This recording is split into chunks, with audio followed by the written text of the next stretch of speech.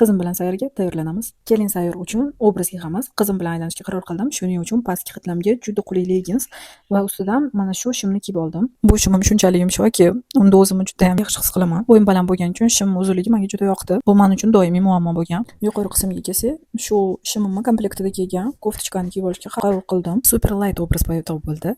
Borgan sari настроением yaxshilashib sochimni shunday turmakladim. Obrazni biroz qo'polroq ziraklar bilan boyitamiz. Paypoqlar esimizdan chiqib qolmasligi kerak va shu paytda yirtilib ketdi. Krossovkani oyog'imga Adidas brendidan baby pink rangidagina kiyishga qaror qildim.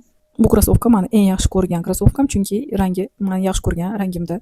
Ustiga kiyim sifatida Zara'dan mana shu sport uslubidagi kurtkani tanladim, chunki kiyinish uslubim erkin va sportga xos. Menda pushta shubkam bor, lekin u ortiqchalik qiladi deb o'yladim. Hamma yoq ro'zg'or bo'lib ketdi. Shuning uchun obrazni shu rangdagi kurtka bilan o'zgartirishga qaror qildim.